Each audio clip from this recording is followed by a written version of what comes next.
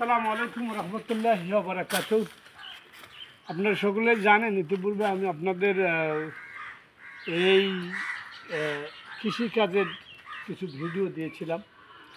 তো আজকে আমি যে আপনাদেরকে জানানোর চেষ্টা করব, এটা হচ্ছে আলু, যে আমরা আলু ক্ষেত লাগিয়েছিলাম, পরবর্তীতে যে ধানটা আমরা সেই ধানটা এখানে আমি এই 25টা কেটেছি।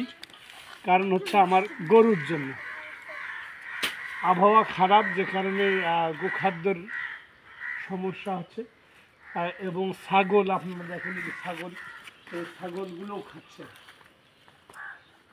এই যে ছাগলগুলো খাচ্ছে।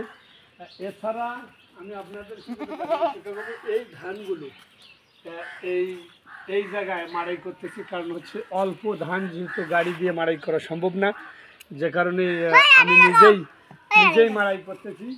এবং পাশাপাশি আপনাদের আমি ওখান থেকে আপনার এই যে এটা এইখানে রেখে দিয়েছি, এই যে এটা শুকনা খড় এবং এটা কাঁচা খড় রেখে দিয়েছি।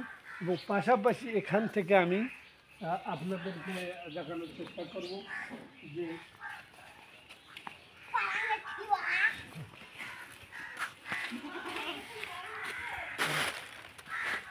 এই আপনাদেরকে দেখানোর চেষ্টা করব, কারণ দেখানোর চেষ্টা করব যে আমরা অল্প গরু নিয়ে আপাতত এই প্রজেক্ট শুরু করেছি। আলহামদুলিল্লাহ, আল্লাহ বাঁচে রাখলেই একটা ক্রস, ফ্রিজিয়ান ক্রস, আর একটা আপনার ওর বাছুর, ছোট বাছুর, এটাও আপনার 100% ফ্রিজিয়ান বীজ দেওয়া আছে, যদিও বা ক্রস থেকে বাইরে হচ্ছে, হয়তো এটা অনেক বড় হবে। এরা সাধারণত প্রত্যন্ত অঞ্চলে 10-12 লিটার করে দুধ দিয়ে থাকে, এবং অরিজিনালে বড়গুলো সেগুলো কিন্তু অনেক সময়। আর এটা আসলে আমার বাড়ির থেকে এটা অলরেডি 5 মাস গাব পেটে, বা মানে 5 মাস গর্ভবতী আছে গরু।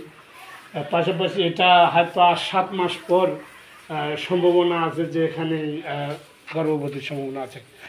আর সুব্রগাইজ, আমি আপনাদেরকে যেটা জানানোর চেষ্টা করেছি, পাশাপাশি আমাদের সংসার জীবনে যত কিছু কাজ আছে এই কাজগুলো করতে হবে, পাশাপাশি ফেসবুক প্ল্যাটফর্মে কাজ করতে হবে, তাহলেই আমাদের এখান থেকে 2 সাইড থেকে সফলতা আসবে। এই আশা ব্যক্ত করে বিদায় নিচ্ছি। আল্লাহ হাফেজ।